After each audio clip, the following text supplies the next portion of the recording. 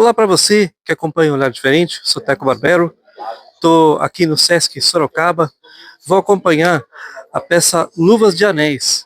Uma peça interessante porque ela tem integração entre uma pessoa surda e uma pessoa sem deficiência. O público pode acompanhar o que a pessoa surda falou por um telão e as pessoas com deficiência visual pela audiodescrição, que foi fundamental, né? Eu acabei de fazer a visita tátil aqui na peça Luvas e Anéis. É uma peça super bacana que a gente vai acompanhar com a audiodescrição da Paula Souza Lopes. E essa visita no palco foi muito interessante, foi a minha primeira visita, como eu comentei já, e é legal para a gente ter uma noção diferenciada de como é o cenário de uma peça. Muito bacana, daqui a pouco a gente acompanha a peça e os bastidores depois. É também uma visita que eu fiz aqui ao palco. Foi a primeira vez que eu tive a chance de visitar um cenário teatral. Então, uma experiência diferenciada para quem tem deficiência visual. Foi muito bacana.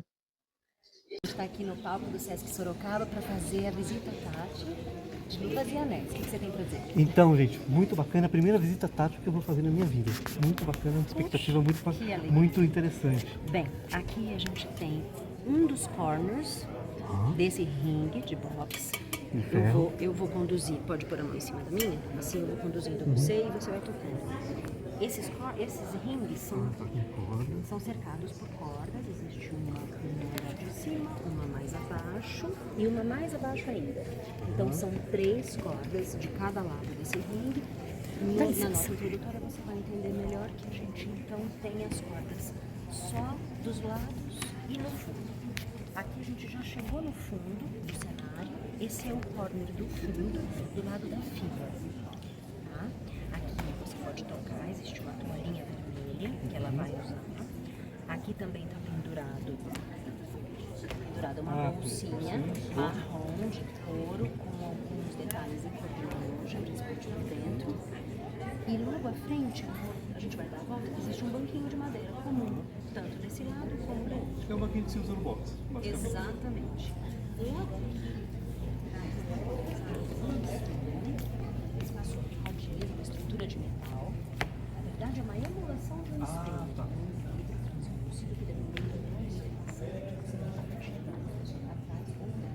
Então a gente está de frente para a plateia, do lado esquerdo. Então esse é o ringue da esquerda. Só que a função do tamanho desse espelho e ele vai se deslocar. Ele está sobre rodinhas. Aqui então você vai ter o final das cordas e o corner do fundo. Não existem cordas formando o quadrado completo. Então é uma sugestão de um ringue. Exatamente. A gente então agora está passando por um espaço vazio, por onde os Arthurs passam, e aqui começa o corner do pai. Só que esse a gente vai fazer por dentro. Isso. Para você conhecer no corner, existe o banquinho. A corda continua para lá. Exatamente. E aí, no centro do palco, existe um saco de pancada Coisa boa. Maravilha. Ele foi feito para isso, então tá tudo bem. Ele fica bem entre os dois. A gente vai sair pelo mesmo lugar que a gente entrou para você manter essa localização espacial. O banquinho da Nora tá ali no fundo, exatamente igual ao outro do fundo, e assim termina essa visita. Pessoal, então agora a peça se encerrou. É super bacana o teor da peça, né? Trabalhando preconceito, trabalhando essa interação entre pessoas com e sem deficiência. Foi super importante. E a audiodescrição feita pela Paula Souza Lopes foi fundamental para a compreensão da peça, né? Porque, como eu disse para vocês, ela era um diálogo de língua de sinais ou com o vídeo, com o monitor. Então, a audiodescrição foi perfeita porque ela propiciou aí toda a acessibilidade para as pessoas com deficiência visual. Então, isso foi fundamental. E o que é muito bacana a gente divulgar as peças que acontecem em Sorocaba, né? Você que tem deficiência visual sabe a importância de a gente valorizar e frequentar lugares onde tenham peças acessíveis. Pessoal, eu estou com a Paula Souza Lopes, que foi a audiodescritora dessa peça, que foi super bacana. Paula, qual que é a importância da gente ter uma peça, primeiro com essa interação entre pessoas com e sem deficiência, no caso ali, auditiva? Bom, em primeiro lugar, é uma emoção muito grande estar respondendo essa pergunta para você, Teco, que é uma referência para mim, que muitos anos atrás foi um dos primeiros artistas com deficiência que eu conheci aqui no Brasil.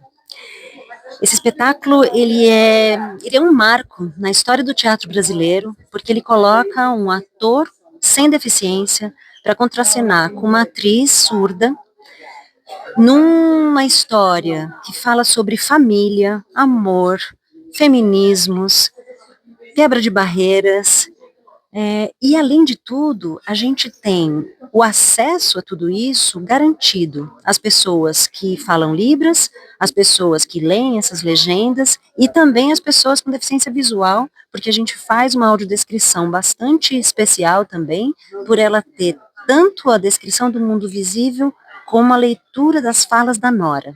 E aí eu é que te pergunto, como é que foi essa experiência para você, senhor Teco Barbeiro? Então, a experiência foi incrível e fundamental ter a audiodescrição, senão as pessoas com deficiência visual não conseguiriam ter interação com a peça, né?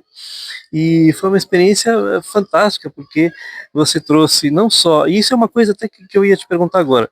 A gente que conhece a audiodescrição sabe que a maioria dos áudios do momento que você faz, né, você não coloca ali as emoções. No entanto, como você lia também os diálogos, como é que foi esse equilíbrio entre trabalhar a audiodescrição nas janelas, né, entre os diálogos, e trabalhar a emoção da personagem na hora que você lia o texto?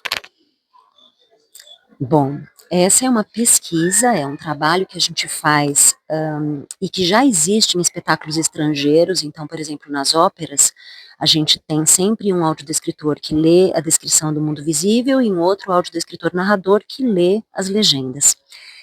Ler legenda desse tipo de espetáculo é um grande desafio, porque a gente precisa, ao mesmo tempo, sim, trazer um pouco da emoção que a atriz coloca na interpretação dela, mas numa medida suficiente para não interpretar mais do que ela. Então, esse é o trabalho e esse é o limite até onde a gente vai. De qualquer maneira, eu sou uma audiodescritora que acredita que a audiodescrição não é uma descrição técnica e afastada do que a gente sente. Eu acho que a audiodescrição, ela é uma camada a mais de significado e é um grande respeito à pessoa com deficiência visual, porque essa pessoa tem o direito de viver uma experiência estética. Então eu coloco todo o meu coração e coloco também toda a minha capacidade como atriz, né, que é da minha formação, e combinada com essa narração de audiodescrição, que não é uma narração qualquer. É um tipo de trabalho de voz muito específico. A narração da audiodescrição, ela não é uma narração comercial, ela não é uma locução de rádio, ela não é um estilo de dublagem, de trabalho de voz. A narração da audiodescrição, ela é uma voz específica e que precisa também de uma pesquisa, de um trabalho com os diretores dos espetáculos, ou dos filmes, ou de qualquer trabalho que a gente vá fazer. Portanto, é um grande desafio. E à medida disso, quem dá é o público. E a gente conversa com as pessoas, escuta o que elas sentiram e o que elas acharam, o que ficou faltando. E a cada espetáculo, por ser teatro e ser uma obra viva, está sempre modificando, pelo menos nas sutilezas. Então a gente, a cada espetáculo, consegue modular essa emoção na medida que a atriz e o ator requerem, que a obra pede. Sempre a obra vem primeiro e os recursos de acessibilidade vêm depois, mas junto. Perfeito, Paula, foi fantástico estar com você aqui, ter te reencontrado, foi maravilhoso todo o trabalho que você fez aqui. Espero reencontrá-la não só aqui, em outros lugares, em São Paulo. Quero agradecer por você ter participado com a gente aqui na Olhar Diferente. E é isso aí, pessoal, espero que vocês tenham gostado. E você acompanhou mais um evento cultural aqui na Olhar Diferente, que eterniza histórias.